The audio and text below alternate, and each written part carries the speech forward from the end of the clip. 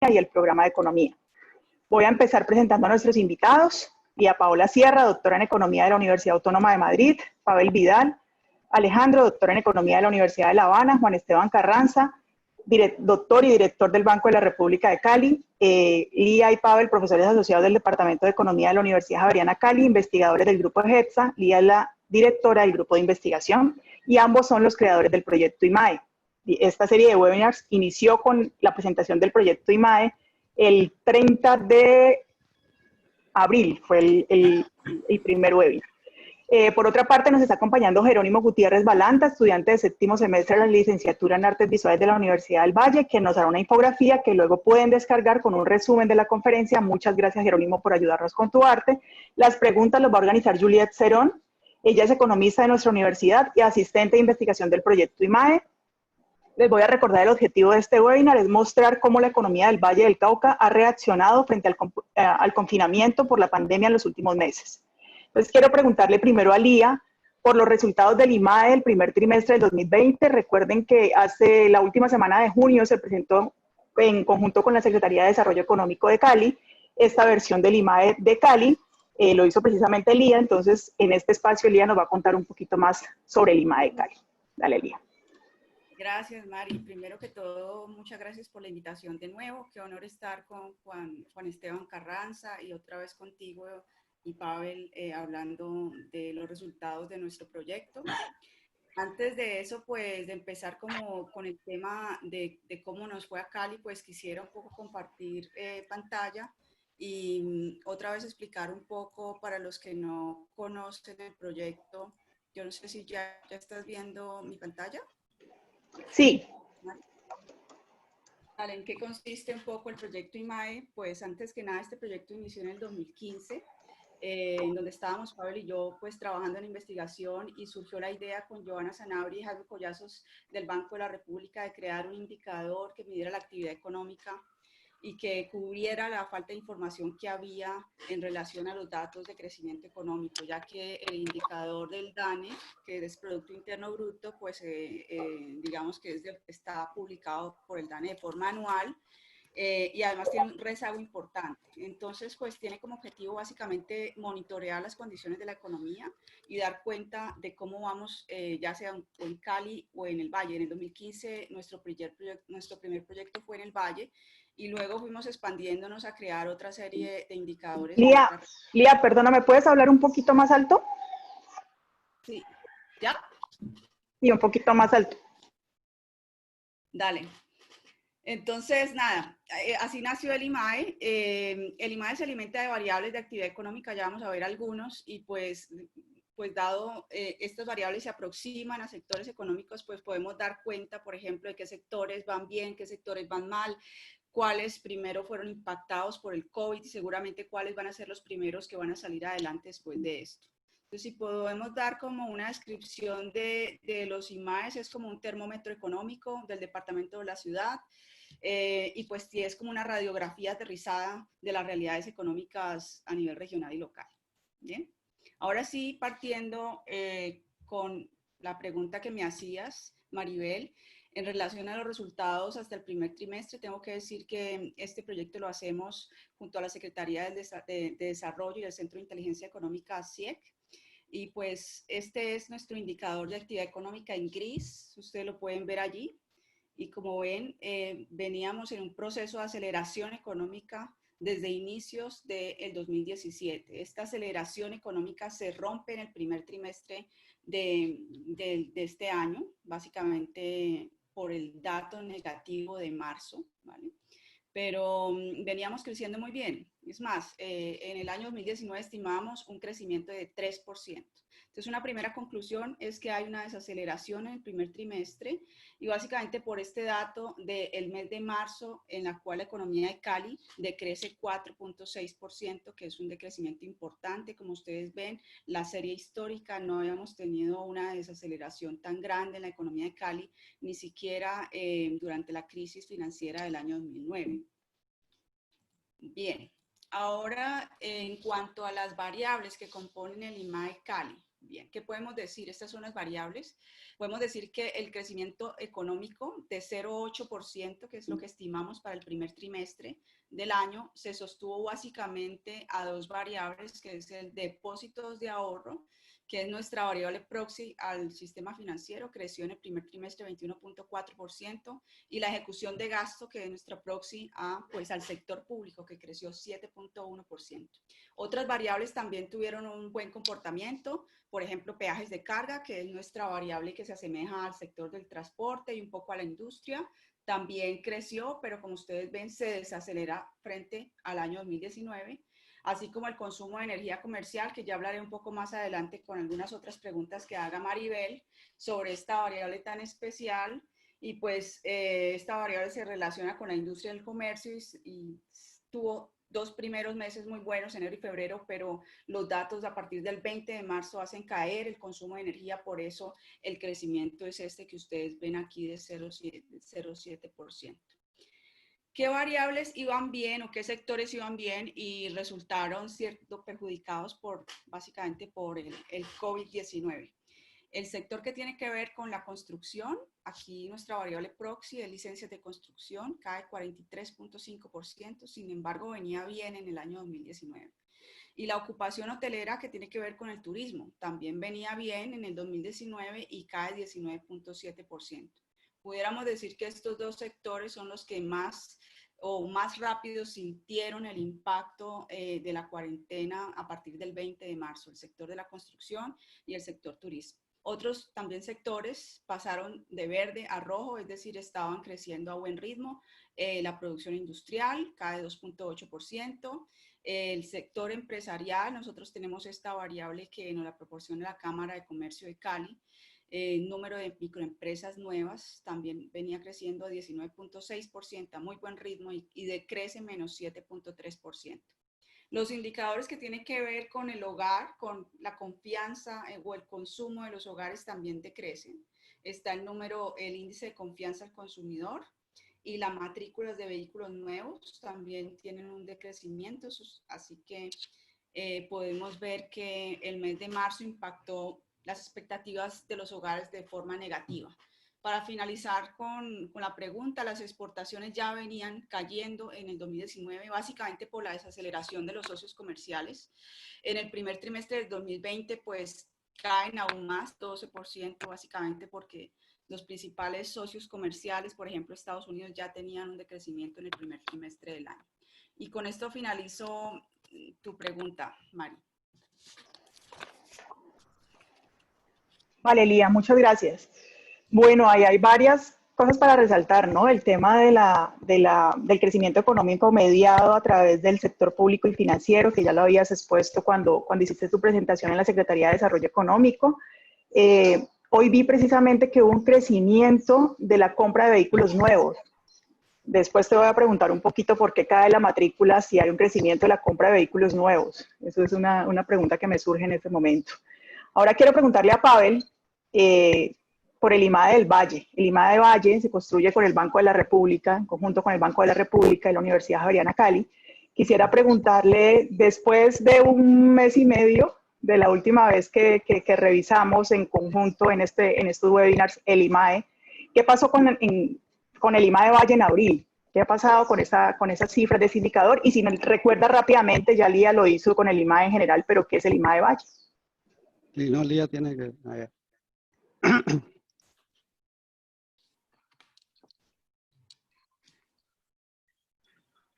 Listo. ¿Se ve ahí entonces la PowerPoint? Sí, sí se ve. Sí. Pues bueno, hay muchas similitudes, ¿no? Es decir, el PIB de Cali prácticamente es la mitad del PIB de Valle, ¿no? Lo más novedoso que tenemos es que ya para el Valle tenemos la estimación hasta abril. Entonces, esto es una situación sin precedentes. Tenemos muchas preguntas y poco a poco hemos ido entendiendo las respuestas, ¿no? Entonces, una primera...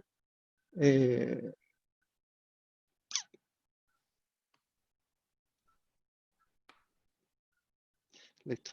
Una primera medición, es decir, yo creo que ya estamos completando como la respuesta a una primera pregunta que teníamos, que era el tamaño de este choque económico. De hecho, me parece que en un primer momento se subestimó y todas las instituciones, tanto multilaterales como los tanques pensantes aquí en Colombia, han ido ajustando las proyecciones a la baja, ¿no? Entonces, un poquito, cada vez con estas nuevas informaciones que van llegando, pues vamos entendiendo un poquito más el tamaño de este choque económico. Entonces, la caída que ya habíamos estimado para marzo es de 5.9%, y ahora la última estimación que tenemos es una caída de la actividad económica del 21.3% para el departamento del Valle.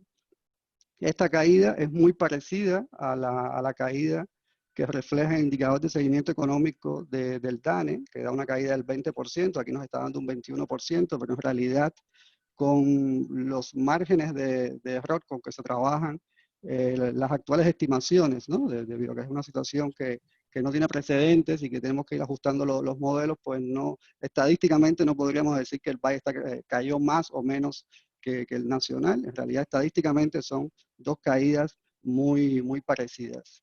Entonces, una caída muy significativa. A partir de ahora, vamos a ver señales como la que tú decías, ¿no? Que aumentan la venta de vehículos, vamos a ver determinados aumentos, pero sobre este fondo, entonces también hay que tener cuidado qué tasa de variación y qué tipo de comparación estamos utilizando. Claramente ya hay información para saber que viene un periodo de recuperación.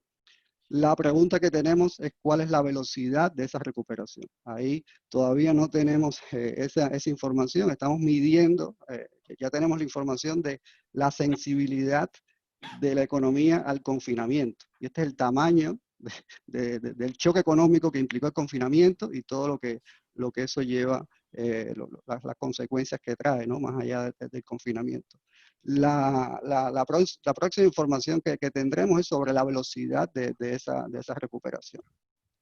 Si ponemos este choque económico en términos de valores y asumiendo que la economía del Valle podría estar creciendo este año, si no hubiese pandemia, alrededor de un 3.2, 3.3%, pues lo que veríamos que en marzo y abril los ingresos que deja de recibir el departamento debido a esta situación estarían en el orden de los 2.4 billones de pesos, que es una magnitud muy significativa. Pero más allá de que sea muy significativa, lo más peligroso es que esta pérdida de ingresos no se distribuye equitativamente. Esto tiene mucha heterogeneidad, no está afectando, como lo mostraba Lía, ¿no? No está afectando por igual a todos los sectores y obviamente no está afectando por igual a todas las familias. De hecho, ya sabemos que la tasa de desempleo está por encima del 20%, cerca del 23% en el último trimestre móvil. Por tanto, hay familias que hoy en día, comparado con unos meses atrás, pues no reciben ingresos. Entonces, este es uno de los desafíos de este choque económico, que no es solo su tamaño, sino la heterogeneidad que implica. Como es un choque tan grande, pues obviamente tenemos que distribuir ese impacto en el tiempo y por eso son las medidas de alivios y las reestructuraciones de la deuda, el aumento del financiamiento, que lo que estamos haciendo es distribuyendo el impacto de ese choque económico en el tiempo. Ya lo pagaremos después con más crecimiento económico y obviamente con una nueva reforma tributaria. En cuanto a las variables que están explicando esta caída, pues todo está en rojo, prácticamente todo está en rojo. Donde vemos algunas señales de resistencia, pues en la caña molida, que es la variable que nos aproxima a nosotros la dinámica del sector de la agricultura, que sabemos que se ha mantenido con cierto nivel de actividad.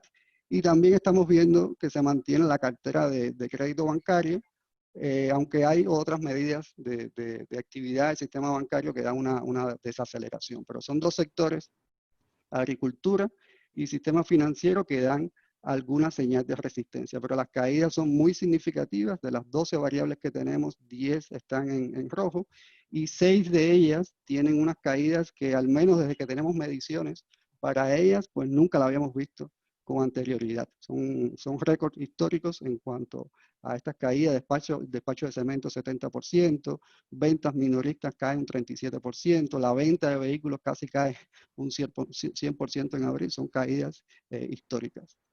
Entonces, dos informaciones, dos señales más que quisiera destacar.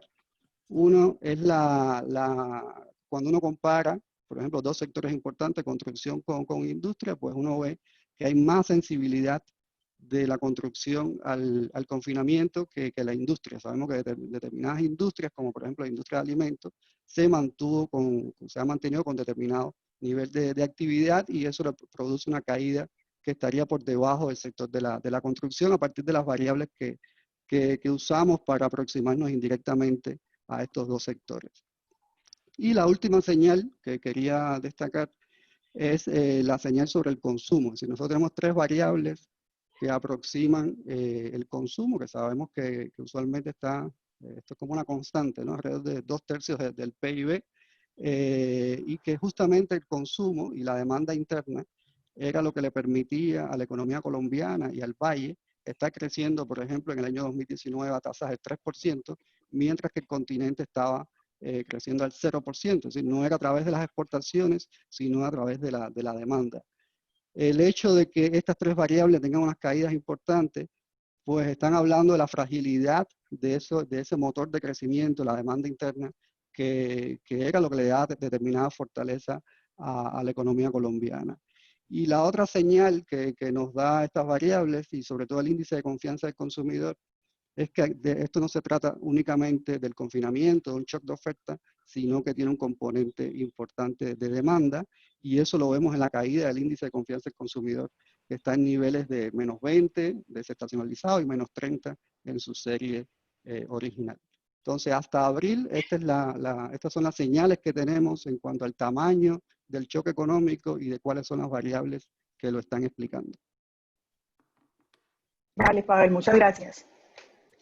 Bueno, ahora quiero invitar a Juan Esteban. Juan Esteban viene trabajando con Pavel Lía en el proyecto IMAE desde el 2015, como les decía al inicio, y quería preguntarle a él, como director del Banco de la República de Cali, que nos hable un poco sobre el pulso económico regional, que nos explique cómo ve la situación. Sabemos que IMAE Cali, primer trimestre, IMAE Valle, vamos hasta abril, pero digamos hay unos movimientos recientes y creo que Juan Esteban nos va a contar algo más cercano a junio. Exacto, muy bueno. Muchas gracias por la invitación. Siempre es un gusto compartir escenario con ustedes, mis colegas de la Javeriana. Entonces voy a hablar rápidamente. Nosotros en el banco hacemos una cosa que se llama el pulso económico regional. De hecho, digamos, hay unas economías de escala que nos han permitido precisamente contribuir con Pavel y Lía para la construcción del IMAE. En el sentido que nosotros recogemos mucha información primaria directamente de empresas, entonces nosotros podemos hacer una cosa un poquito más reciente de ver qué pasó, por ejemplo, en mayo, y algo de junio ya estamos viendo. Entonces, primero, déjenme hacer una breve repaso de lo que ya más o menos ha dicho Pavel, pero con otro gráfico. Esto es lo que se llama el IMAE. Nosotros hacemos unas encuestas mes a mes en que entrevistamos muestras representativas de empresarios y de gremios de cada sector de la economía, y vemos cómo cada mes van cambiando con respecto al mes anterior y con respecto al mismo mes del año pasado. Entonces, así se veían las cosas en febrero. En febrero, ¿esto qué quiere decir? En el eje horizontal indica cómo estaba el desempeño en febrero con respecto a enero, y en enero con respecto a diciembre. Entonces, cuando los puntos están aquí por debajo de esta diagonal, quiere decir que los sectores están acelerando, y cuando están por debajo se están desacelerando. Cuando está en este cuadrante de la derecha arriba, quiere decir que los sectores estaban creciendo. Entonces, fíjense, todos estos sectores estaban creciendo, y había unos que estaban creciendo de forma acelerada: la industria, el agro y el sector transporte. Los otros estaban creciendo, pero estaban desacelerando levemente, como la construcción, el comercio, bueno, etc. Cuando pasamos ya, esto era febrero, luego en marzo, perdón, esto era febrero, este fue en marzo, y en marzo fíjense que todos estos punticos empiezan a migrar hacia la izquierda.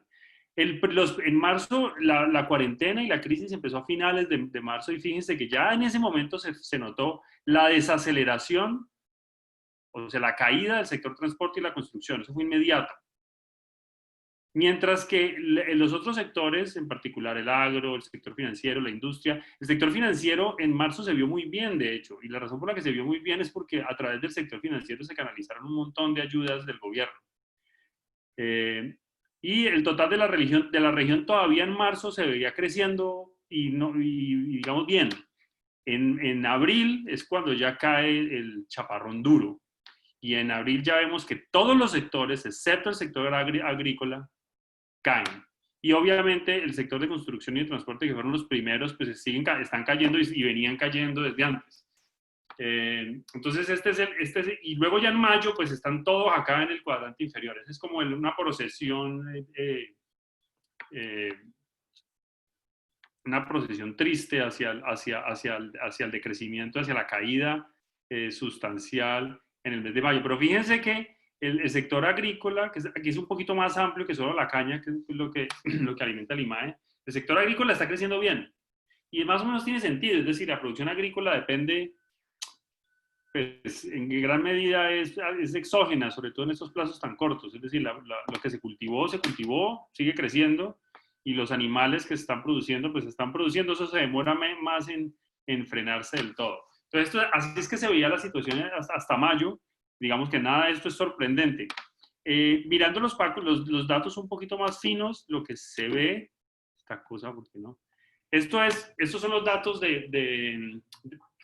los datos de consumo de energía nacionales y de la región en mayo y junio. Entonces ya aquí tenemos ya nos movimos a los 2 meses más recientes.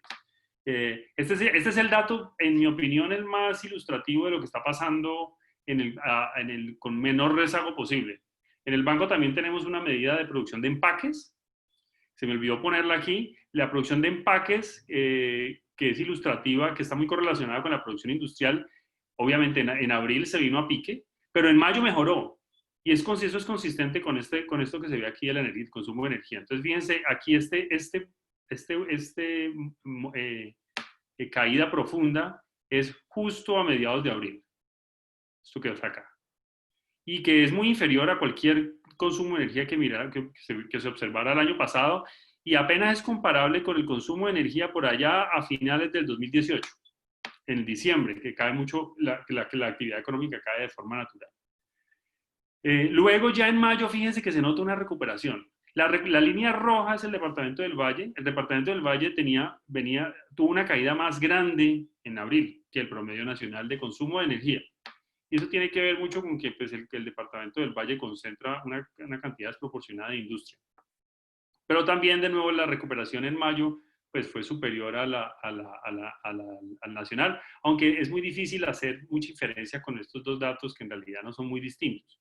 El caso es que en este momento, a partir de mayo, ese primer impulso que se vio al salir de la cuarentena profunda, pues en realidad pues, se frenó un poco desde mediados de mayo para acá, y digamos que la economía va a un ritmo mejor que abril, pero no da la sensación de que tuviera una tendencia creciente clara. Entonces eso es más o menos el cuadro de lo que hay hasta los últimos datos. Estos datos van hasta el 26 de junio. Más para acá todavía no se sabe. Vale, Juan Esteban. Voy a preguntarle a los tres si ustedes deciden el orden en que quieren responder sobre las diferentes medidas que se han dado después del confinamiento, y digamos un poco ustedes cómo ven este proceso como se llamaba este webinar, de flexibilización de la economía después de este confinamiento. O sea, ya Juan Esteban mostró que, digamos, en el primer momento, el 27 de abril, que fue el decreto que permitió que entraran construcción y manufacturas, se vio un primer, digamos, levantamiento un poquito de la economía. Entonces, preguntarles a los tres, y me dicen en qué orden responden, cómo ven estas medidas de desconfinamiento y cómo han afectado esto la economía del Valle del Cauca. ¿Quieres yo voy, Mari? Dale, Elía. En el mismo orden. En el mismo orden. Yo es que voy a hablar porque tiene que ver mucho con lo que acaba de decir. Más duro, Lía. Por alguna razón no te oigo. Voy a hablar primero porque lo que voy a decir tiene que ver todo con lo que acaba de decir Juan Esteban. Básicamente quiero hilar más a fondo en el tema de la energía. Y básicamente quisiera mostrar los datos de demanda de energía diaria, ¿vale? Que es una de las variables que utilizamos para evaluar exactamente cuál fue el impacto inicial de la cuarentena y cuál fue la evolución después, específicamente de la primera flexibilización, en donde ustedes se acuerdan que flexibilizaron parte de la industria, y luego la segunda flexibilización, que fue otra parte de la industria y el comercio. ¿Listo? ¿Y esto por qué? ¿Por qué lo mostraba también Juan Esteban? Pues porque el consumo de energía va básicamente al ritmo de la actividad económica en general, está súper correlacionada con el PIB. Y se trata de la demanda de energía no regulada, ¿vale? Que tiene la virtud de que podemos observarla diariamente, así que digamos que podemos tener una evidencia de si se ha tocado fondo o no, y cuál ha sido el grado de... No te oigo, Lía. Se fue tu micrófono. ¿Ahora sí? ¿Será Sí. que me acerco más? Porfa. Bueno, listo. Voy a mostrar aquí la presentación. Espera. A ver si puede ser. Listo. ¿Ya puedes ver? Vale, entonces, ¿qué fue lo que hicimos nosotros? Es básicamente, nosotros tomamos una media de la primera semana de la demanda de energía en días hábiles de la primera Se te semana de desconecta el micro. Eso. ¿Ya? Sí, ¿Ahora sí? señora. Dale otra vez, entonces empiezo. Nosotros lo que hicimos fue tomar la media demanda de energía de las grandes empresas en la primera semana de marzo, cuando todavía no había confinamiento ni cuarentena, ¿vale? Y luego comparamos esta media diaria con lo que pasaba después de la cuarentena y después de cada una de las flexibilizaciones. Entonces, ¿qué encontramos? Aquí está, digamos, la gráfica para Colombia, que es un poco la que mostraba Juan Esteban. Ahí está la demanda de energía no regulada, la tasa de crecimiento en relación a esa primera semana. Y como vemos, hay una caída de casi 30% en la demanda de energía nacional. Y esta demanda se va recuperando a partir de la primera flexibilización y la segunda flexibilización. ¿Qué pasa con el Valle? El Valle también cae, al principio más que la demanda nacional. Sin embargo, a partir de la primera y segunda flexibilización, la recuperación del Valle es un poco mayor. En esta primera etapa, por ejemplo, del 20 de marzo al 27 de abril, que se dio la primera flexibilización, la demanda para Colombia cayó 28.2, en cambio la del Valle 28.5, un poquito más. Pero en esta segunda etapa, que es la etapa, digamos, de las flexibilizaciones, ¿qué pasa? La caída de Colombia fue 20.5% y la del Valle fue 17%. Entonces hay una clara recuperación, yo sí lo veo, por lo menos hasta finales de mayo, y los datos últimos que tenemos, comparando los datos de junio, que todavía no los hemos, digamos que, trabajado en relación a la primera de marzo, muestran una recuperación en relación al primer impacto inicial.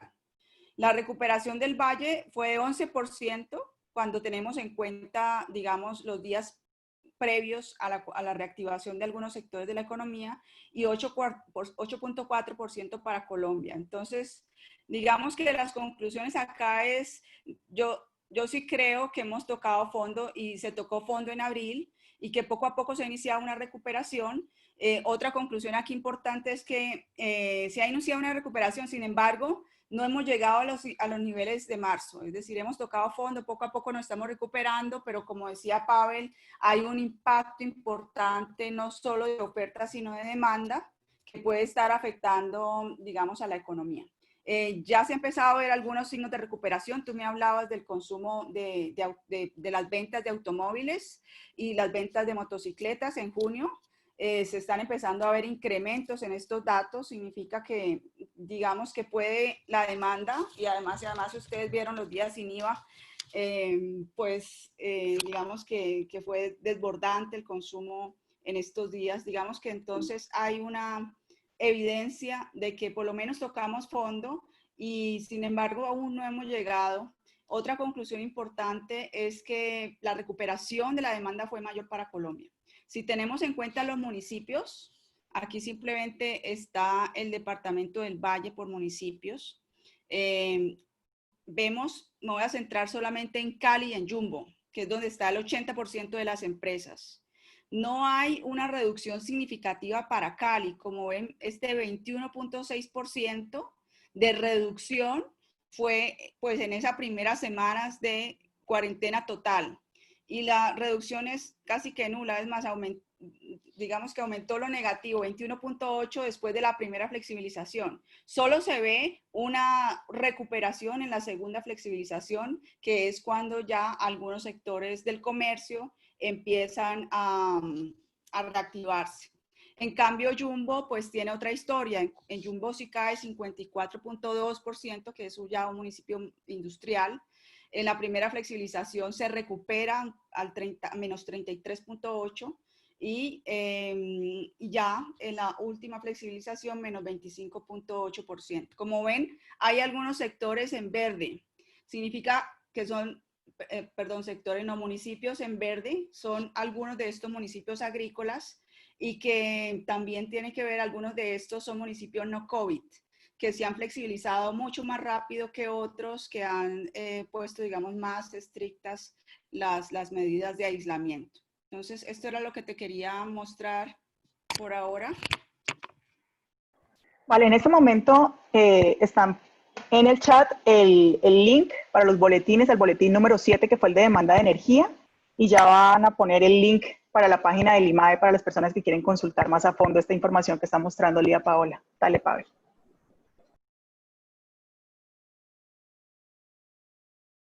Lía, tienes que dejar de compartir.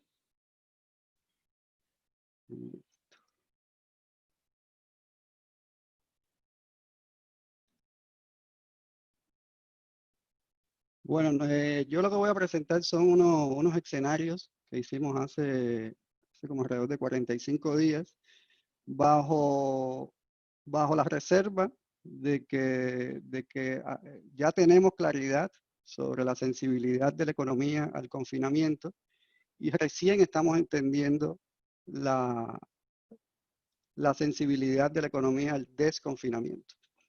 Entonces, en este desconfinamiento, pues, claridad de que no todo lo que sucede de ahora en adelante tiene que ver con las medidas de aislamiento social, ¿no? Con la cuarentena. Si hay un choque de oferta, ese choque de oferta, pues, en principio tiene que ver con este confinamiento, pero este confinamiento deja secuelas. Entonces, nos deja con menos empleo y nos deja con menos empresas. Entonces, eso implica que en esta velocidad de recuperación, probablemente el potencial de la economía también va a tener algún tipo de daño. Lo otro, que ya lo hemos venido mencionando, que no se trata solamente de un choque de oferta, sino de un choque de demanda. Entonces, aproximamos este choque de demanda con algunas variables que tenemos que nos permiten ver qué está pasando con los ingresos y qué está pasando con la incertidumbre. Porque aquí es importante tomar en cuenta el tema psicológico, las expectativas, la incertidumbre. Y adicionalmente, pues tenemos los canales internacionales, ¿no? El menor crecimiento de los socios comerciales, las menores exportaciones, las menores remesas y la caída del precio del petróleo. Entonces, lo que hicimos fue, siempre hay una simplificación, simplificamos todos estos canales de transmisión, los simplificamos en una variable artificial que construimos para tomar en cuenta la velocidad de desconfinamiento, que no es lo mismo que la velocidad de recuperación. Entonces, la velocidad de desconfinamiento es cómo vamos permitiendo que algunos sectores reanuden sus actividades. Pero la velocidad de recuperación es efectivamente cuál es la producción que tienen estos sectores de bienes y servicios ante estas flexibilizaciones. Lo segundo que incorporamos en el modelo es el shock de oferta, que lo estamos midiendo a través de la demanda de energía, que es lo que nos está diciendo efectivamente cómo se está recuperando la producción.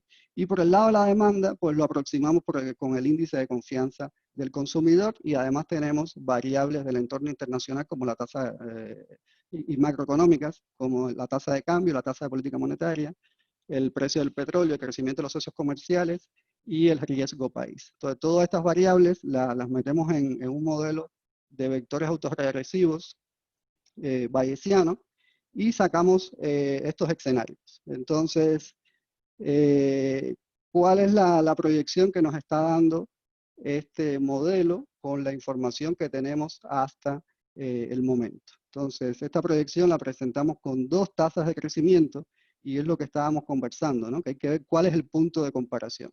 Entonces, efectivamente, estamos previendo que en el segundo trimestre habrá una caída de la actividad económica alrededor del 14-15%, comparado con el primer trimestre y también comparado con el segundo trimestre del año pasado. A partir del tercer trimestre, y es la barrita azul clarita, pues obviamente viene una recuperación. Estamos previendo un crecimiento en comparación con el segundo trimestre ajustado de estacionalidad del 7.8%, después de 3.4%, pero nada de esto compensa la caída sobre todo del segundo trimestre. Con lo cual, estamos previendo que la economía del Valle, según como las señales que tenemos hasta este momento, podría estar cayendo un 7.5 en el acumulado del año. El Banco de la República tiene un rango entre 2 y 7% de caída, estaríamos en la cola más pesimista. Entonces, esta es la proyección que tenemos según estamos viendo la velocidad de desconfinamiento. Hicimos también, para tener como un punto de comparación, pero obviamente aquí los grados de errores son mucho mayores, ¿qué pasaría si tenemos que ponerle un freno a las medidas de desconfinamiento? Si lo tenemos que hacer de una manera mucho más gradual. Y ahí entonces la proyección no sería de una caída del 7.5, sino una caída del 10%. Y también hicimos una simulación si tenemos que poner nuevamente una cuarentena en todo el mes de julio. Entonces ahí la caída sería del 14%. Entonces dan unas ideas de sensibilidad, de la importancia de respetar las medidas de bioseguridad y de la importancia de no darle un fin social a esta pandemia, sino tomar en cuenta de que todavía tenemos que, en esta etapa de desconfinamiento, estar conviviendo con el coronavirus. En cualquiera de los escenarios, pues comparado con la crisis del año 99, con la crisis financiera del 2009 y la caída del precio del petróleo, la desaceleración de la economía, pues este sería un choque mucho mayor que cualquiera de esos eventos. Entonces, esto es lo que tenemos como proyección hasta el momento. Dale, Juan Esteban. Una pregunta, Pavel. ¿Me decís que la caída del 7.5 es para el último trimestre o era para todo el año? El año. Ah, ya. Sí, estás un poquito más allá de la punta pesimista. Entre los más pesimistas. Sí. Pero precisamente hoy, Juan Esteban, el Banco Mundial hablaba de la peor recesión económica desde 1901. O sea, hace un mes y medio que empezamos en el primer webinar con el tema IMAE. Recuerdo que Lía, Pavel, hablábamos de un 5%, que era lo que estaba en ese momento proyectando el Banco Mundial. Y ya estamos hablando de menos 7.5%. Sí, bueno, ahí mira, me faltó esta diapositiva donde hacemos las comparaciones, ahí sí nos vemos mucho más pesimistas. El banco, este es el centro, pero tiene un estimado hasta menos 7, pero sí nos estamos acercando a la última actualización del Banco Mundial, que está previendo una caída de menos 7.2 para el promedio de América Latina. Sí, bueno, es decir, yo no me voy a apartar de las proyecciones que hace el banco. Pero yo creo que de todas formas, lo importante aquí es resaltar la incertidumbre, ¿no? Que en realidad es muy difícil anticipar qué es lo que va a pasar, entre otras porque no sabemos, nadie sabe, y esa es la principal dificultad analítica que estamos teniendo todos los que estamos encargados de observar la coyuntura económica, es que hay muy pocas herramientas para entender lo que está sucediendo directamente con la epidemia. Los modelos epidemiológicos que hay, que es la ciencia que hay, pues no permiten ser optimista. Pero por otro lado, la realidad se aparta fuertemente de las predicciones de los modelos epidemiológicos. Si quieren, yo les voy a mostrar aquí los datos de la epidemia, los datos verdaderos de la epidemia, no los del pánico, de la gritería de los alcaldes, sino de los de verdad. Aunque hay que decirlo que aquí en el Cali y el Valle, digamos, me siento bien gobernado comparado con otras regiones de Colombia. Se me perdió la... Se me perdió la presa. Aquí está. Entonces, en el banco, pues también estamos mirando los datos de la epidemia día a día, porque, pues, en realidad, esos son los que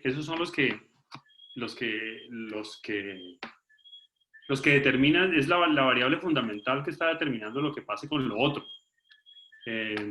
Las medidas de desconfinamiento deberían tener una correspondencia inmediata con lo que se observa en el terreno, lo que se observa en términos de la epidemia. Y en términos de la epidemia lo que se observa es una información muy ruidosa. Lo que se reporta diariamente, que son los casos positivos, eso es una medida muy mala de la epidemia, porque esos son los casos que se detectan, que dependen mucho del número de pruebas que se hagan, por un lado, por otro lado, de la forma que se hagan estas pruebas, es decir, qué tan activamente se buscan los casos, y dependen mucho de una cosa profunda, digamos, científica, que es desconocida, que es qué porcentaje de los contagiados muestra síntomas, qué porcentaje de los contagiados es detectable, etcétera. Entonces, este gráfico muestra, esto es para todo el país, y ahorita me muevo un poco a las regiones. Estas barritas azules son los casos positivos diarios desde el inicio de la epidemia. Entonces, miren ustedes que sobre todo las últimas 3 semanas, 2-3 semanas, pues esto es una cosa que sube y baja de forma bastante ruidosa. Y además, como les digo, es una medida muy mala de la verdadera dispersión de la epidemia. En el banco nos gusta mirar más, y bueno, y no solo el banco, a mucha gente le gusta mirar más el flujo de pacientes que son hospitalizados, que es esta lineecita como azul aguamarina más chiquita que se ve, o el flujo diario de muertos por coronavirus, que es la línea más chiquita roja que se ve acá debajo. Entonces, fíjense ustedes que hay una cosa, lo importante no es el nivel tampoco, es cómo cambia día a día. Y día a día, desde hace más o menos 3 semanas, el flujo de los nuevos hospitalizados está más o menos constante. Eso viene creciendo de forma muy gradual. ¿Eso qué indica? Eso indica que 2 semanas antes, más o menos, si la tasa de hospitalización de los contagiados es más o menos constante, eso quiere decir que 2 semanas antes la epidemia estaba creciendo más o menos al ritmo que crecía en este flujo diario de hospitalizaciones. Y lo mismo con los muertos. Los muertos es más preciso porque aquí en Colombia tenemos un sistema de salud suficientemente eficiente como para darnos la confianza de creer que los muertos no están, nadie está escondiendo muertos. Y aquí, por lo menos a todos los muertos les están haciendo el test, inclusive a los que no se mueren en el hospital. De hecho, más de la mitad de los muertos hasta el día de hoy son diagnosticados post-mortem. Es decir, un porcentaje altísimo, más de la mitad de los muertos que se reportan día a día, no es que se murieron ese día en el hospital, sino que ese día los diagnosticaron, y más de la mitad fueron diagnosticados después de morirse. Esa es una de las razones por las que las salas de cuidados intensivos no han colapsado, y probablemente no van a colapsar. Es que la mayoría de los muertos se están muriendo en la casa, sobre todo en Barranquilla, que es donde está ocurriendo la crisis en este momento más grave. Entonces, digamos, el mensaje de este primer gráfico, bueno, y esta línea que ustedes ven aquí es el porcentaje de pruebas que son positivas, que está alto, es alrededor entre 10 y el 20%, pero tampoco tiene una tendencia clara, digamos, de explosiva. Entonces, digamos, el mensaje grueso de la epidemia en todo el país es que desde hace unas 2 o 3 semanas, a pesar de todo, a pesar de que el día sin IVA y a pesar del miedo y la gritería, esto se comporta de forma más o menos parsimoniosa. Y eso que este gráfico incluye Atlántico, que es donde se concentra el grueso del desastre. Entonces, si desagregamos por departamento, estos son los muertos nomás, el flujo diario de muertos. El flujo diario de muertos está suavizado, esto es un promedio móvil de 7 días para quitarle la variación, el ruido de alta frecuencia. Fíjense, esta línea que se dispara para acá es Atlántico. Entonces, pues en Atlántico se están muriendo más o menos la mitad de los muertos de todo Colombia, cada día. Y es una situación completamente distinta a lo que está ocurriendo en el resto de Colombia. Fíjense que en Bogotá se nota cierto descontrol, ¿no? Y en el resto de Colombia, incluyendo el Valle, que es la línea rosada, y Bolívar, que es el otro punto caliente, que es la línea esta azul clarita, pues es decir, el flujo diario de muertos está más o menos alrededor de 10. En el Valle, sobre todo, está alrededor de 10, hace como 3 semanas alrededor de 10. ¿Eso qué quiere decir? Que 3 semanas antes, más o menos, el número de contagiados diarios es más o menos constante. Y eso es muy importante decirlo, porque eso quiere decir que no hay ninguna expansión exponencial de la epidemia, que es la que da lugar luego a la catástrofe. Es decir, aquí más o menos cada infectado está infectando a otra persona. Y esa persona infecta a otra persona, y entonces una porción más o menos constante de esos infectados se muere 3 semanas después. Y tenemos este número más o menos constante de muertos. Fíjense, la línea rosada es Cali. A mí me tiene muy impresionado, bien impresionado, pues que en el Valle la política pública que se implementó desde hace como un mes más o menos de forma muy clara ha sido los cercos epidemiológicos muy focalizados. Aquí ya no hay policías y militares y gritándole a la gente, no, pues eso se hace en los barrios muy específicos donde hay focos de contagio. Eso mismo se empezó a hacer en Cartagena, cuando la cosa se empezó a salir de control allá, y en Cartagena la cosa está muy parecida acá en Cali. Y Cartagena es la misma cultura nuestra y probablemente todavía más parecida a la cultura de Barranquilla. Eso no lo están haciendo en Barranquilla. Eso no lo estaban haciendo en Bogotá, a pesar de la gritería de la señora. Y fíjense que en Bogotá la cosa está un poquito más salida de control y claramente en Barranquilla está salida de control. Ya en los últimos días la cosa se ha aplanado un poco, pero pues lo de Barranquilla es más o menos dramático. Y la variable crucial a la que todos tenemos que poner cuidado es la ocupación de las salas de cuidados intensivos. Y las salas de cuidados intensivos por región, pues también dan una escena que no es para nada dramática. Aquí está también por región. Fíjense que la ocupación de salas de cuidados intensivos con pacientes COVID en Atlántico, de hecho no es muy alta. Ya como les digo, la gente se está muriendo en su casa, pero no porque no la atiendan, sino porque la gente no la quieren llevar al hospital. Entonces, el número de pacientes en cuidados intensivos, de hecho, es muy parecido al del Valle. Fíjense, la diferencia es muy poca. Es esta línea amarillenta con la línea rosada. Y en Bogotá, fíjense la cosa tan curiosa, con esa alcaldesa gritando como loca. Fíjense cómo desde hace como 3 semanas la ocupación de pacientes en cuidados intensivos en Bogotá viene cayendo. Y no solo viene cayendo, sino que este número último hoy es como 140. O sea, en todo Bogotá hay 140 pacientes COVID en cuidados intensivos. Y hay como 1000 camas. Entonces sacan que el 70%, que yo no sé qué cosa, hay una cosa en pánico que yo no entiendo a cuenta de qué. Y fíjense, y hay una cosa que hay que tener en cuenta, que es que a las autoridades les está gustando meter pánico con un cuento de los sospechosos. Sospechosos. Resulta que los sospechosos son cualquier enfermo con infección respiratoria grave, que eso los hay todo el año, todos los años, todos los días, y mucha gente se muere de eso. Y por cierto, el pico anual fue hace 2 semanas. Y fíjense que de 2 semanas para acá, de hecho, en Bogotá viene cayendo la ocupación de cuidados intensivos. Entonces, digamos que el mensaje que viene detrás de esto es que la reactivación que hemos visto y que estuvimos discutiendo ahorita hace un momentico nos mostraron muy claramente Lía y Pavel, nos mostraron los efectos, pues esa reactivación no ha causado un desborde descontrolado de la epidemia. Solo en Barranquilla, pero eso viene desde antes de la reactivación y parece que es un fenómeno, digamos idiosincrático ni siquiera de la región, ni cultural, ni nada. Es una cosa muy específica de Barranquilla que todavía no sabemos a qué se debe.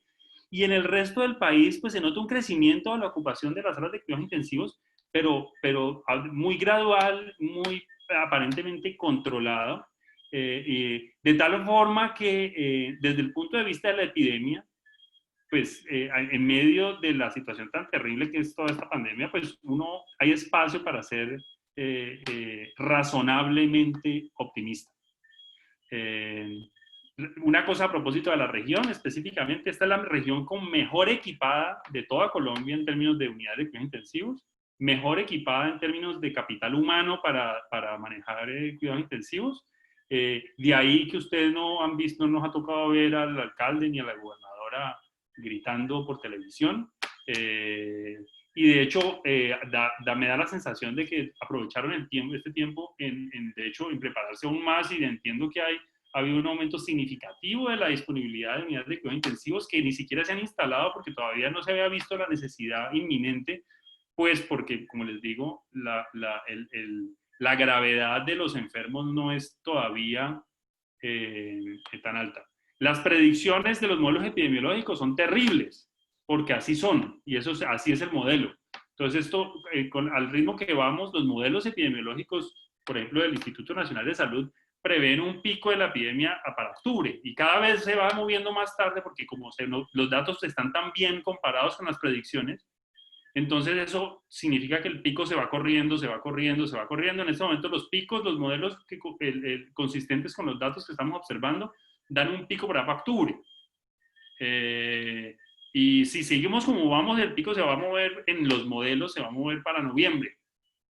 Hay gente que está hablando de que al nivel de la epidemia en Barranquilla, si uno hace cálculos alegres, ya uno puede anticipar que puede haber casi 1 millón de personas contagiadas, en cuyo caso ya están cerca de una inmunidad de manada, lo cual sería, digamos, muy bueno para la economía de esa región, o no sé, pero digamos que ya la heterogeneidad regional pues obliga a que en vez de mirar esos gráficos nacionales nos concentremos en nuestros gráficos regionales que son como estos.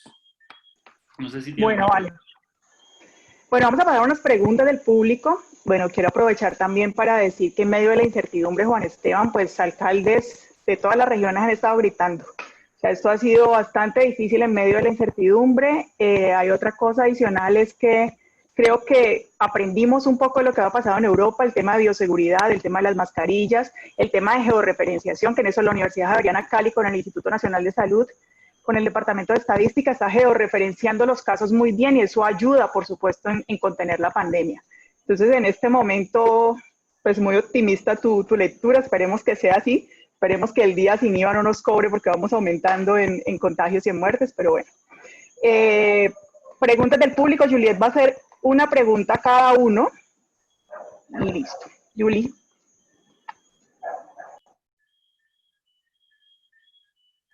Creo que alguien estaba levantando la mano, Mari. Sí, hay que darle permiso a Juliet. Por ahí está. A ver, yo la busco, perdónenme. ¿Ya me pueden escuchar? Sí, ya. Dale, listo. Prende cámara. Hola. Listo. Hola, buenas noches para todos. Empezaré preguntándole al profesor Pavel lo siguiente. ¿Qué podría hacer el municipio para ayudar a la economía? ¿Dónde focalizarían los esfuerzos y capacidades en Cali? ¿Qué determinará más en la recuperación económica regional? ¿Las exportaciones o el consumo interno? Bueno, yo creo que eso no lo sabe ni Carranza. Pues el tema de la política económica ante este choque, pues es bien complicado, ¿no? Es decir, nosotros que quisiéramos, pues estar dando alivios indefinidamente, ¿no? Yo creo que ya, es decir, ya estamos en un punto en que no podemos apoyar toda la recuperación en alivios, sino que yo creo que en este momento el sistema bancario, el sistema financiero, los créditos garantizados, en este momento sí van a tener un papel más importante. Es decir, hay sectores económicos, es muy duro decirlo, hay sectores económicos que si esta situación se extiende, ¿no? De aislamiento social, pues su viabilidad este año, y probablemente estamos pensando en turismo, algo de comercio, todo el sector de la economía de la cultura, pues va a tener un periodo donde su viabilidad está muy cuestionada. Entonces, una pregunta que nos podemos hacer es si no lo estoy diciendo yo, lo he escuchado en otros debates, de distintos foros, donde hay un debate sobre si no sería mejor reservar ese dinero para apoyar la reactivación futura de esos sectores cuando estén dadas las condiciones, dado que es muy duro, pero es realista pensar que no es posible mantener alivios a todos los sectores de manera indefinida. Uno de los, yo creo incluso la mitad del apoyo que está dando la política fiscal colombiana, pues está basado en créditos garantizados. Esto en el primer momento, bajo tanta incertidumbre, pues obviamente no se ha transmitido hacia la economía como algunos pensaban, pero es lógico, es decir, ahí entonces también está el criterio de sostenibilidad, de eficiencia económica, y en un momento de total incertidumbre, pues es lógico que este mecanismo no se active del todo.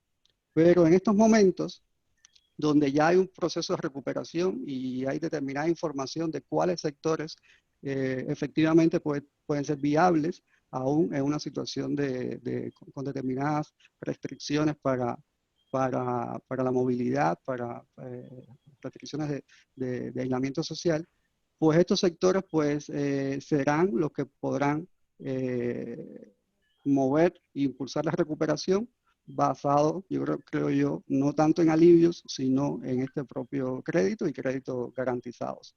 Entonces, desde la política económica uno podría claramente definir algunos sectores, pero también creo que hay que ir dándole espacio, y yo no soy muy neoliberal, pero hay que darle espacio a las señales del mercado, incluso en esta situación, y tomarlas en cuenta para la focalización de estas ayudas. La siguiente pregunta era del profesor Mauricio de Miranda y la va a hacer él personalmente. Bueno, ante todo, buenas tardes y gracias por el fantástico conversatorio. Es que justamente sobre este tema quería hablar yo, sobre el tema de la política económica. Yo pienso que además de los alivios, tiene que haber un mecanismo de apertura paulatina, concertada, con los sectores, porque el problema es que yo me imagino qué pensará el director de la Orquesta Filarmónica de Cali y todos sus músicos cuando le digan que mientras tanto no es posible apoyar a la orquesta y que entonces se tienen que morir de hambre. O lo que pasa con los hoteleros o lo que pasa con los restaurantes.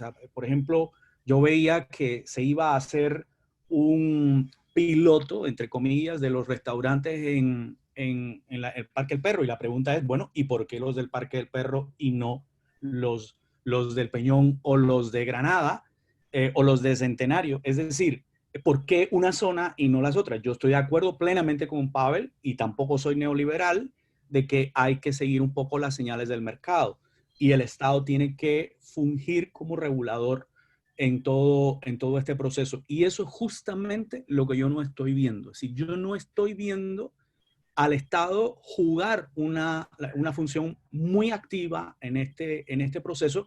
Es decir, yo creo que el Estado, sobre todo el gobierno nacional, está prorrogando la emergencia sanitaria, prorrogando la emergencia sanitaria.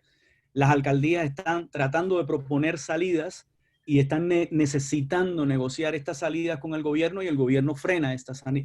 Entonces, después de este comentario, mi pregunta concreta es, ¿no les parece a ustedes que es necesario que exista una labor de las alcaldías, del gobierno departamental y el gobierno nacional para negociar con los gremios, para negociar con las asociaciones de empresarios, con los pequeños empresarios, las condiciones de bioseguridad, el cumplimiento estricto de este tipo de condiciones e incluso establecer mecanismos de control del cumplimiento de este tipo de medidas, pero ir abriendo la economía? Porque la realidad es que en Colombia, sin un seguro de desempleo, sin que exista una actividad económica en todos los sectores, estamos en presencia de una situación que es dantesca. Cuando yo leía ayer los datos de empleo de 305,000 empleos perdidos en 2020 frente a 2019 en la ciudad de Cali, esto es realmente una cifra muy grave. Y si a esto le sumamos que la mayor parte de los empleados en el país, incluso en la ciudad, son informales, pues ya tenemos una situación que es realmente muy preocupante. Entonces yo no sé si el tema de los alivios es suficiente como mecanismo de política económica para paliar la situación y para ayudar a que comience un proceso de recuperación en medio de un pico que yo estoy de acuerdo con Juan Esteban, un pico que no aparece todavía porque se sigue aumentando y se sigue aumentando. Porque como dijo un epidemiólogo para corregir al ministro de Salud Pública hace un par de meses, no se había pasado el pico, sino que el pico se estaba alargando. Y estamos en presencia de un proceso de alargamiento del pico. Entonces yo no sé en qué medida, porque yo estoy de acuerdo con Juan Esteban, el modelo de epidemiología nos puede dar una situación gravísima hasta fin de año. Y esto no se puede extender hasta fin de año ni hasta el próximo año, porque si no, se va a morir de hambre mucha gente. Y esto es una situación muy grave. Mauro, esa pregunta va para Juan Esteban. No, fue un comentario, pero... Pregunta, comentario. Sí, un comentario, pero en general para todos en el sentido de que más allá de los alivios financieros, más allá de la política crediticia o de la política fiscal, ¿cómo ven ustedes la necesidad de reactivar la actividad productiva propiamente dicha en las condiciones muy complicadas de cumplimiento de condiciones de bioseguridad? O sea, si me dejas de hablar a mí primero, yo te digo que esa es una tensión clarísima y esa es una tensión bajo la que ha operado el gobierno todo este tiempo. Hay digamos, presiones fuertes de los economistas para reactivar y presiones fuertes digamos, de los médicos para frenar. Y esa es digamos, una tensión que le ha tocado resolver al presidente. Pero yo creo que la reactivación ha sido bastante, pero... pasa que yo creo que el gobierno ha sido conservador en muchas medidas. El gobierno no ha querido adelantarse a lo que se hace en ningún otro país. Y yo creo que esa forma de actuar le ha resultado buena, le ha dado buenos resultados. Entonces, como le ha dado buenos resultados, pues la ha seguido haciendo. Entonces, por eso va, digamos, lentamente, pero yo creo que en gran medida eso es lo que se está haciendo. Hay unos sectores muy complicados. En lo de los restaurantes es difícil porque pues, por la incertidumbre sobre cómo funciona el contagio en esos entornos. Y por cierto, a propósito de lo que decía, yo creo que el papel fundamental de la alcaldía, a propósito de unas preguntas que están haciendo en el chat de una de las alcaldías locales, de los gobiernos locales, es proveer esos protocolos. Esos protocolos es costoso que lo hagan las empresas individualmente, se convierte en una especie como de bien público. Y entonces el papel de los gobiernos locales proveyendo protocolos, diseñando estrategias de reactivación. Lo del Parque del Perro, tener razón, digamos, a mí me parece que la idea, digamos, la inspiración es correcta, la ejecución no estoy seguro que valga la pena hacer una reactivación masiva en un solo sitio en vez de ser reactivar un montón de restaurantes más bien regados por toda la ciudad, precisamente para evitar la aglomeración. Me parece que algunas medidas llevan a los resultados contrarios a pesar de las buenas intenciones. Por ejemplo, la medida de restringir el ejercicio de 6 a 7 de la mañana. Entonces uno va a las 6 de la mañana a los sitios donde la gente hace ejercicio y son tumultos de gente generando una situación mucho más peligrosa que la que habría si el ejercicio fuera permitido todo el día. Entonces, digamos, yo creo que hay hay un aprendizaje, pero yo creo que eso es lo que está haciendo precisamente el gobierno, y la reactivación no ha sido poca. Faltan unos sectores que, como decía Pavel, además, es que eso hay que enfrentarlo. Es que hay unos cuantos sectores que no hay esperanza para el 2020. Es decir, todos los sectores cuyas actividades sean con aglomeraciones de personas en sitios cerrados, yo no sé cómo, es decir, yo no veo forma de que se reactiven. Aquí tuvimos, Juan Esteban, perdón te interrumpo, tuvimos un webinar sobre el tema del sector cultural y digamos hay formas de organizarse. Por supuesto, los eventos culturales en Cali tienen que buscar alternativas, utilizar la virtualización y tuvimos precisamente al secretario de Cultura hablando de esto y creo que hay formas. Tenía un ejemplo para lo que estaba mencionando Mauricio, el ejemplo del sector de la belleza en Cali. Se organizaron también que ya pudieron reactivar, están andando, pero porque se organizaron como gremio, sacaron la información de Cámara de Comercio, llegaron a las más pequeñas peluquerías y a los grandes salones de belleza y se organizaron con condiciones de bioseguridad, pero tienen que organizarse con apoyo a la política, que era un poco lo que estaba diciendo hace un ratito Juan Esteban. No es fácil para esos sectores. Tenemos una ventaja aquí en Cali que es el clima, y el clima vamos a aprovecharlo y eso nos va a servir, porque aquí ya se pueden hacer cosas al aire libre todo el año. Vale. Juliet tenía una última pregunta y ya vamos a la infografía con Jerónimo. Listo. La pregunta va dirigida para la profesora Lía y es la siguiente. Si la demanda interna entra en estado de coma por el esfuerzo fiscal que representará la presión en impuestos que se vendrá para reembolsar toda la deuda pública adquirida por la emergencia, ¿Hay alguna esperanza en que se incrementen las exportaciones para revitalizar la economía? ¿Qué se requerirá para esto? Y la afectación de la economía regional debido a la devaluación de la moneda, ¿va a ser positiva o negativa?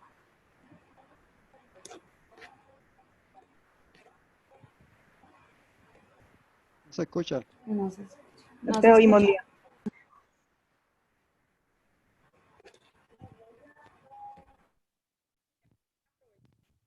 No, no te oímos. No, no.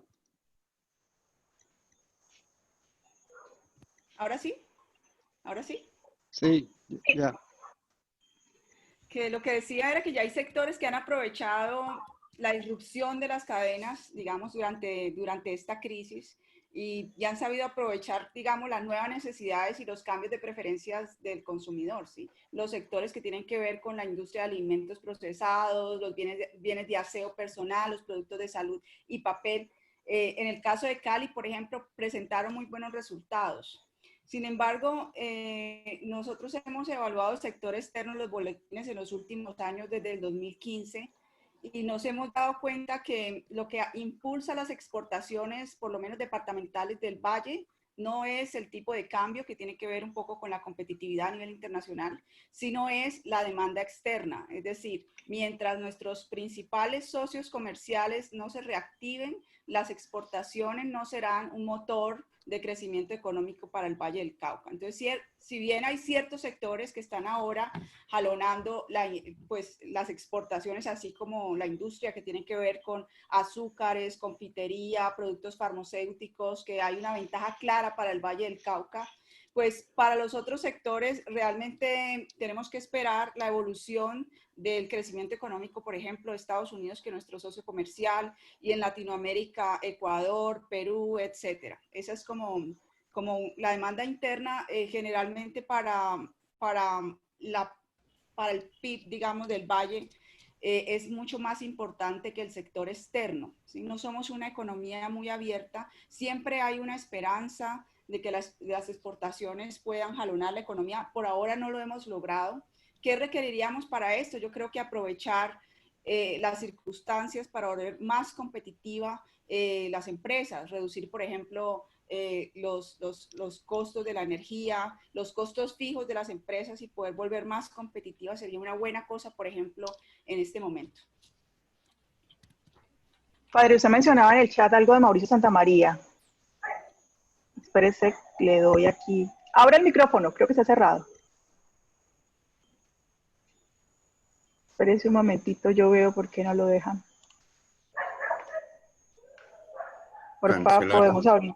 Ya, listo, ya. no. Muy buenas noches para todos, muy sabroso el diálogo. Yo he estado siguiendo un poco toda esta situación y quisiera compartirles dos cosas. Uno, médicos.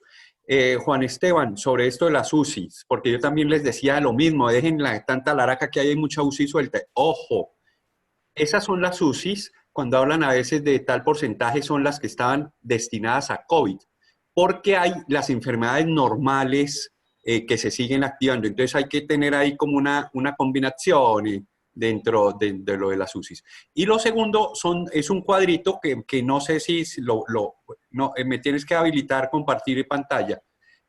Dos cuadritos que presentó el jueves, no sé si lo vieron o a Mauricio Santamaría el jueves en este foro que hizo ANIF, presentó unos que no me dejan compartir, bueno, entonces no se puede. Dos cuadritos donde está Cali comparado con otras ciudades. Uno, en términos de contagio y muertes, es decir, cómo estamos manejando lo de las muertes aquí en Cali. Sale bien, pero no tan bien en ese comparativo ya de ciudades. Y ese es por millón de habitantes. Padre, que si puede intentar compartir, creo que ya le dieron el permiso. No, dice, el anfitrión inhabilitó la función de compartir las pantallas de los participantes. Bueno, aquí le estoy preguntando a la persona del CSI. Vale. Bueno, pero entonces hay dos cuadritos. Entonces, en el de las muertes estamos un poquitico por encima, pero no tan gravemente. Y hay otro muy interesante que era que él cruzaba, no sé, creo que eran muertes con con el impacto económico, y en eso salíamos de mejores del país. Es decir, en ese sentido que ustedes han señalado ahí como la recuperación aquí ha estado un poco mejor que el nacional, se repite ya en ese análisis que hace Mauricio de otro. Ah, y ahí sí me dejó. Un momentico y se los pongo porque da vergüenza también tanta laraca y poca. Ahí lo están viendo. Sí. Listo, entonces en el primerito dicen contagios y muertes. En el eje vertical están los contagios, de pronto lo crecemos un poquito y después lo movemos. Listo. Ay, pronto, ay. Se puede, pero no tanto. Bueno, aquí teníamos las muertes por millón de habitantes y aquí los contagios. Miren a Cali.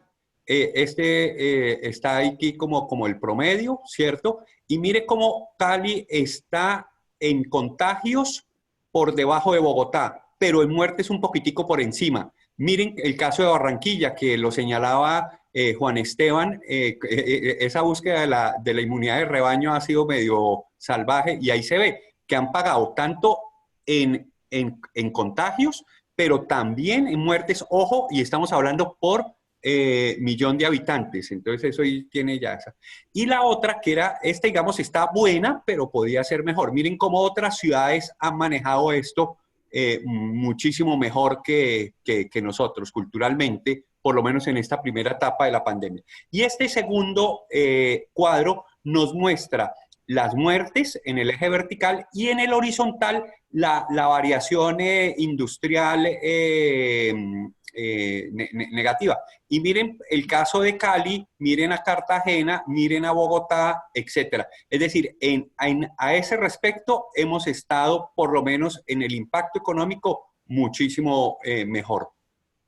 Eso era lo que quería compartirles como para tener otros daticos así curiosos. Yo quisiera hacer una observación a propósito de lo que dice el padre, y es que una ventaja de la región, y que se ve reflejada en lo que acaba de decir el padre, es que aquí hay una concentración altísima de producción de bienes de consumo masivo, que en todo el mundo son sectores que no dan abasto.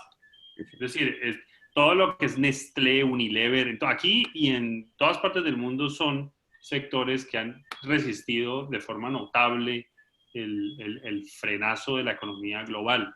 Y aquí tenemos una concentración desproporcionada de esos sectores. Y de hecho, si uno habla con los empresarios de esas empresas, pues ellos dicen que están volando, es decir, que están no les puede ir mejor dicho. Entonces, vamos, vale la pena hacer esa aclaración respecto a la región y que quizás explica un poco muchas de las cosas que hemos dicho hoy. Bueno, y para ser estrictos con el tiempo, como hemos sido siempre, entonces Jerónimo, porfa, ayúdanos compartiendo la infografía de la charla de esta noche. Claro, sí, un momento.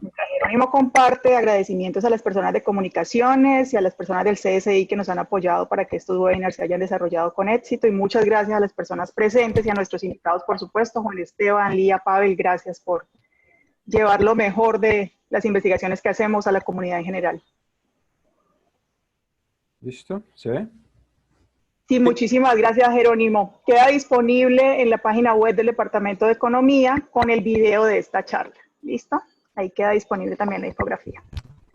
Y muy buenas noches. Bueno. Muchísimas gracias. Que estén bien. Hasta luego. Muchas gracias. Hasta luego. Gracias.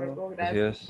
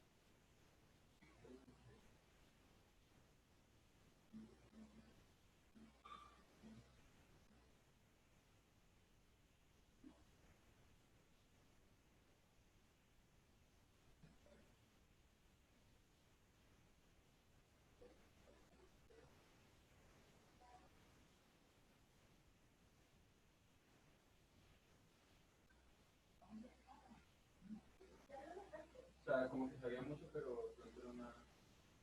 No, no le he mandado. Pues míralo acá como que.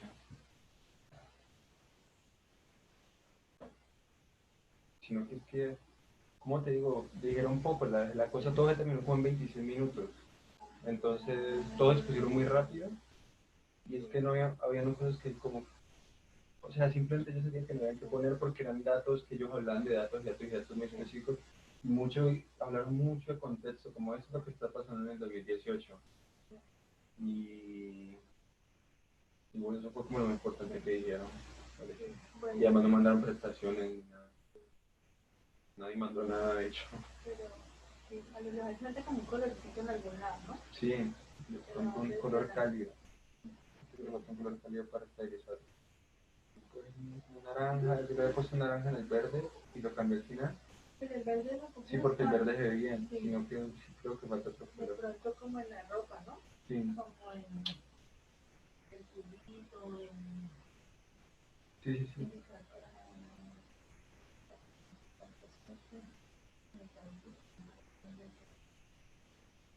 O sea, y luego Carranza, cuando le tocaba él habló un poquito, eso lo vi puesto acá. Que el Banco de la República traduce en el cuerpo que nos muestra que la economía ha mejorado de abril, pero no muestra la tendencia hacia arriba. Eso lo digo así porque mostró tres tablas y algo así y ya. Y luego la pasó hablando de unos estudios epidemiológicos que estaban mostrando que no estaban tan mal, y habló de la costa y eso, que fueron como 10 minutos allí, hasta que Mariel lo moderó. Y luego otra vez venían las preguntas y hablaron otro montón de tiempo. Sí, mete los naranjas y los más grandes que...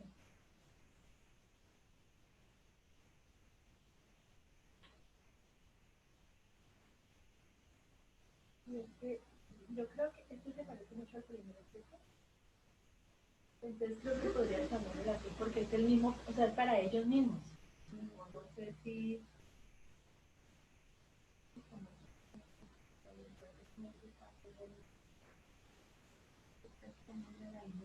Los pantalones, Sí. y de pronto gente sobaneros, caballeros, ya eres un experto en el design thinking. Me quedaron muy bien. Pues sentí que tampoco había que contarle tanto dibujo.